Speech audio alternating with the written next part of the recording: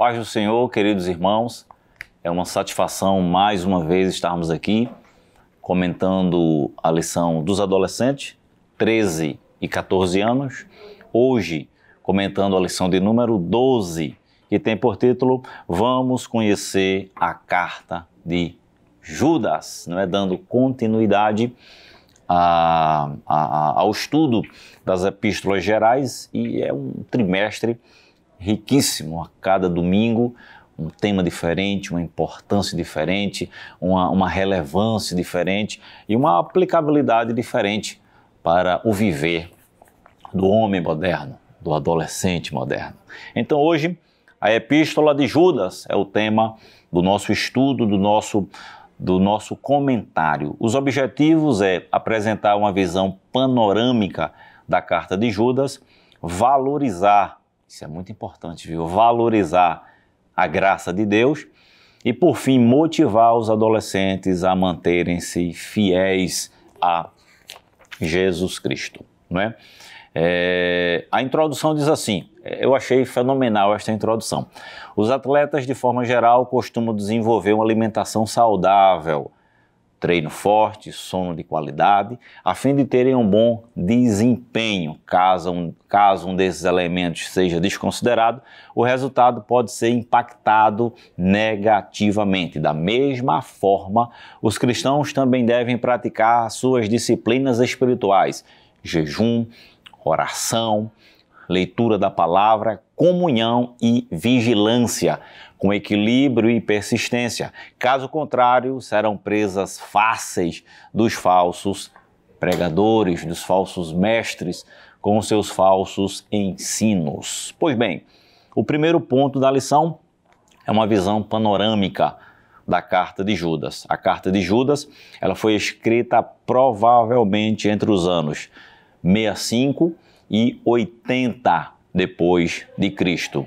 Trata-se de um texto relativamente curto. Olhe, são apenas 25 versículos. A epístola de Judas tem apenas 25 versículos e você já pode estar incentivando os alunos a estudarem ou mesmo fazer a leitura em própria sala de aula, tirando as dúvidas dos alunos no decorrer da lição, isso se o tempo permitir. Trata-se de uma mensagem curta e atual. Lute pela fé. Mergulharemos em suas palavras a fim de compreender o que ela tem a nos ensinar. Você sabe quem escreveu essa epístola? O autor se identifica. No primeiro versículo ele já diz: Judas, servo de Jesus Cristo e irmão de Tiago. O autor se identifica como Judas, servo de Jesus e irmão de Tiago. Trata-se do filho de José e de Maria, irmão de Tiago, que era líder da igreja em Jerusalém. Esse Judas que escreveu a epístola, o comentarista da lição lhe traz a informação que é o meio-irmão de Jesus, que era irmão de Tiago. Inicialmente, ele não cria em Jesus. Você pode estar conferindo isso aí em João 7 e o versículo 5, que os próprios irmãos de Jesus não creram nele, mas após a ressurreição, eles creram. E o Tiago era líder da igreja em Jerusalém e Judas é o escritor desta epístola tão maravilhosa. Curta, mas de grandes ensinamentos, tá certo? Para quem a carta foi escrita? Para quem esta carta foi escrita? Essa carta é endereçada a um público bem abrangente. Não teve assim um público, uma igreja, um público em especial, mas algo muito abrangente. Já no capítulo 2, já no versículo 2, ainda no versículo 1, ele diz: Judas, servo de Jesus Cristo, irmão de Tiago, aos chamados queridos em Deus Pai e conservados por Jesus Cristo. A misericórdia e a paz e a caridade vos sejam multiplicados. Então, ela é endereçada a um público, a um público muito abrangente, aos chamados, isto é, aqueles a quem Deus, o Pai, ama e a quem Jesus Cristo protege. Tá certo? Provavelmente eles eram judeus convertidos a Jesus Cristo que moravam em diferentes territórios do Império Romano. É para quem esta carta ela é escrita de forma a um público bem abrangente de pessoas que residiam, que se converteram a Cristo e que moravam em diversos territórios do vasto Império Romano. Mas, afinal de contas, por que a carta foi escrita? Ele já traz aqui no versículo 3 o objetivo da carta. Amados, procurando eu escrever-vos com toda diligência acerca da comum salvação, tive por necessidade escrever-vos, a exortar-vos a batalhar pela fé que uma vez foi dada aos santos. Então, qual é o objetivo da epístola, da carta? É ajudar os irmãos, é incentivar os irmãos, é encorajar os irmãos a combater a favor da fé que de uma vez por todas Deus deu ao seu povo. Quando eu li essa parte, eu me lembrei do hino 186 da nossa harpa cristã. Pela fé que uma vez me foi dada para seguir o Cordeiro de Deus, pela graça de Deus enviada, andarei com valor para os céus. Quero andar de valor em valor e seguir a Jesus, meu Senhor, até que um dia receba no céu a coroa que me dará Deus. Olha a segunda estrofe. De Deus quero vestir a armadura para lutar com coragem e valor, pois aqui a peleja é dura contra as hostes do vil tentador. Então, o objetivo da carta é encorajar os irmãos a combater a fé que de Deus receberam. O propósito é de adverti-los contra os perigos de se desviarem da fé, mediante a influência dos falsos mestres, bem como exortá-los a perseverar na fidelidade a Jesus. Então, esse é o primeiro ponto da lição. O segundo ponto da lição, os falsos professores, os falsos mestres e suas mentiras. Irmãos, olha, nos primeiros anos da igreja, a igreja ela foi duramente atacada, não é? Havia opositores de fora e havia problemas internos de pessoas mal intencionadas que traziam ensinamentos contrários à fé cristã. A igreja de Jesus, historicamente, teve de aprender a lidar tanto com perseguição dos de fora quanto com as heresias de dentro, ou seja, aqueles que falsamente alegavam ser cristãos. A igreja moderna, por exemplo, a igreja moderna, ela sofre sim com ataques externos, de fora para dentro, mas a igreja moderna, ela sofre muito mais com ataques internos, de pessoas mal intencionadas, que se dizem cristãs, com ensinamentos contrários, teologia liberal, coisas que atacam de forma feroz a família, são ensinamentos progressistas, que atacam a igreja de dentro para fora. E Judas, ele vai trazer esse alerta. Observe esse alerta há centenas e centenas de anos atrás. Imagina nos dias atuais. Quem são os falsos mestres?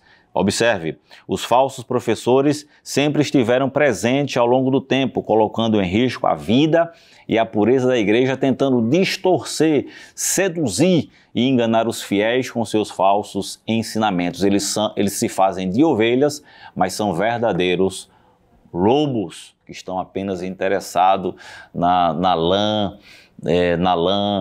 na gordura da ovelha, na carne da ovelha, mas não interessados no bem espiritual da igreja. Judas os descreve com as seguintes características: não temem a Deus, são dissimulados, praticam ensino imoralidade, são incrédulos acerca de Jesus, estão destinados à condenação, desprezam a autoridade divina, são blasfemos, egoístas, hipócritas e vivem resmungando e acusando os outros.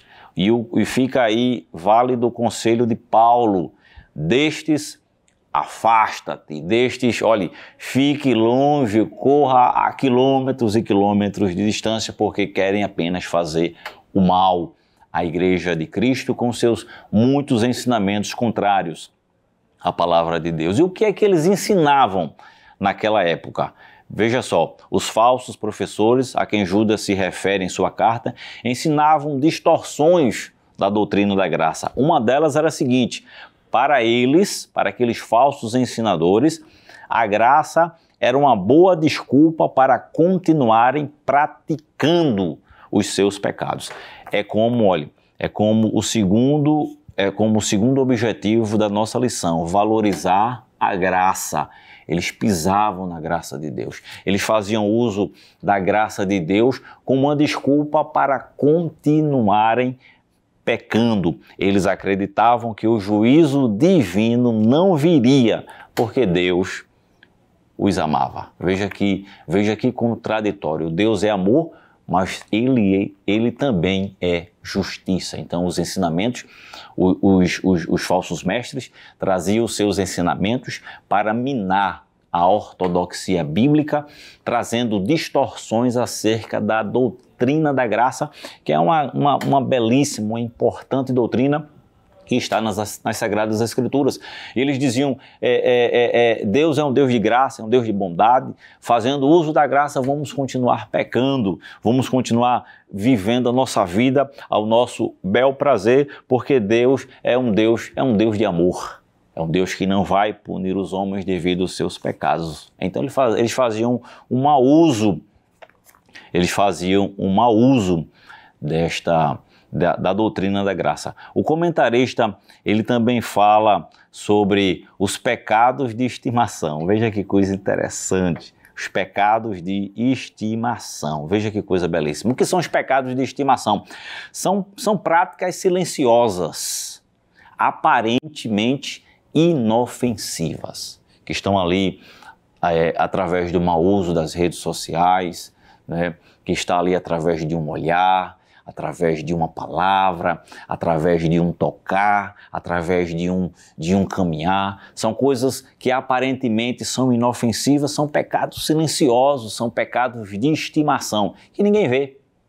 Não é? O pastor não vê, o obreiro não vê, o dirigente não vê, mas Deus vê, e que pouco a pouco vai escravizando as pessoas. Então, cuidado aí também com os pecados de estimação. São práticas silenciosas e aparentemente inofensivas. Não tem nada demais, não tem problema, todo mundo faz, né? E assim vai se enredando, vai se entrelaçando aí nos laços do pecado, porque um abismo chama o outro, depois está aí a bronca, tamanho de um trem para se resolver. E qual é o destino desses falsos mestres, desses falsos ensinadores? A partir de 3 exemplos extraídos da Antiga Aliança, Judas ele diz, os incrédulos e rebeldes de Israel. Ele traz esse exemplo daqueles que se rebelaram contra Deus no deserto e pereceram. O segundo exemplo são os anjos caídos.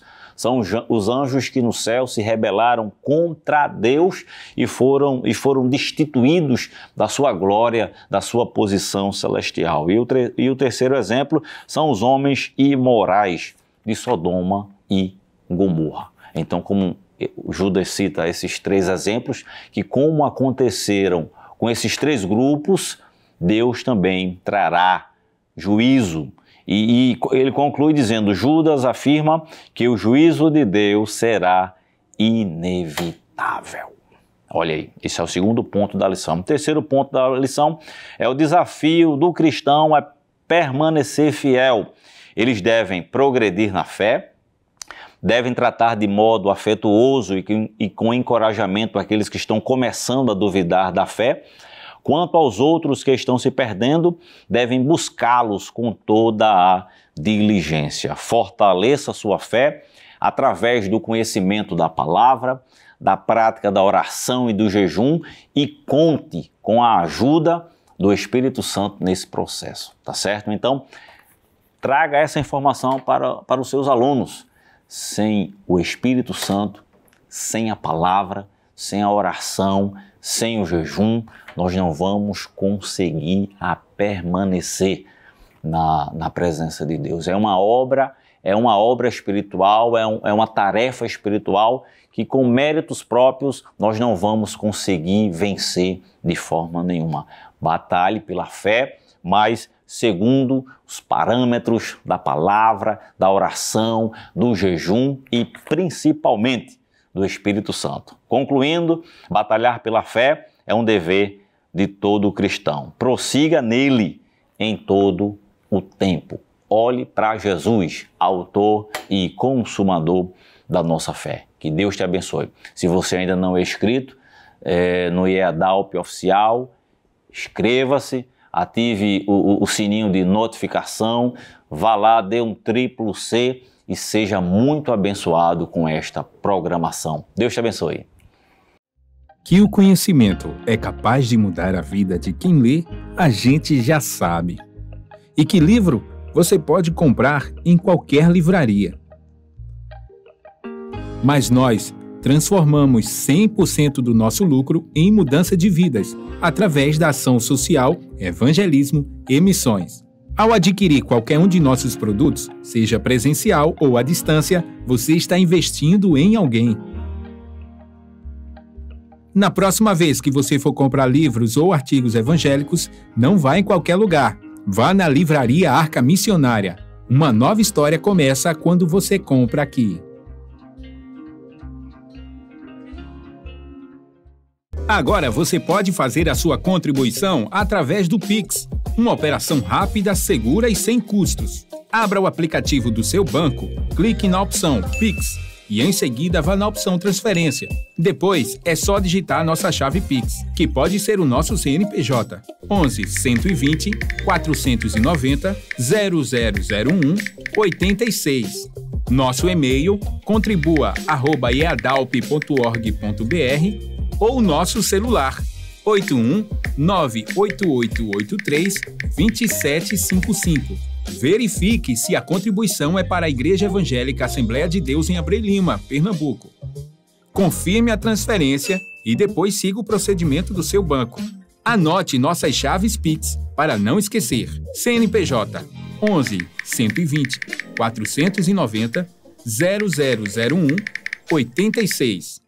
E-mail contribua@iadalp.org.br. Celular 81 98883 2755. Você está contribuindo para o crescimento da obra de Deus.